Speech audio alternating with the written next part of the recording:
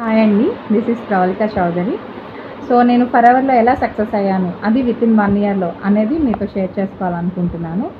Actually నేను ఒక private స్కూల్లో టీచర్ అనమాట. నాకు 5,000 శాలరీ వచ్చేది పర్ మంత్.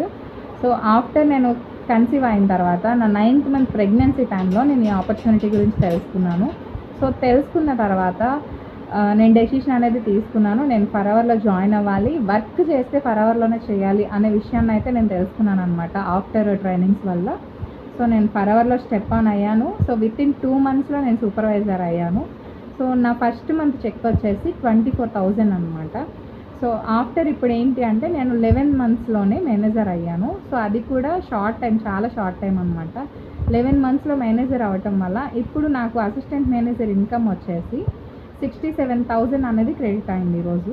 సో నెక్స్ట్ నేను ఆల్రెడీ మేనేజర్ అయ్యాను కనుక నేను జస్ట్ ఒక 1 వీక్ అవుతుందన్నమాట మేనేజర్ అయ్యి. సో నెక్స్ట్ నా ఇన్కమ్ వచ్చేసి 1 lakh ఉంటుందన్నమాట. 1 lakh అబోవ్నే ఉంటుంది.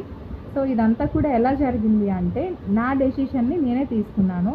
సో నేను మీటింగ్స్ అన్నీ కూడా కరెక్ట్గా విన్నాను. నేను లైఫ్లో సక్సెస్ అవుతాను ఫరెవర్లో అనే విషయాన్ని అర్థం చేసుకున్నాను. నేను డెసిషన్ తీసుకున్నాను కనుక నేను సక్సెస్ అయ్యాను. మీరందరూ కూడా ఇంకేం ఆలోచించకండి. ఎవరో ఎన్నెన్నో చాలా చెప్తుంటారు. ఎవ్వరి మాటలు వినకండి. ఎందుకనంటే వాళ్ళెవరు కూడా మనకి ఎప్పటికీ హెల్ప్ చేయరు. జస్ట్ చెప్పడం వరకు మాత్రమే.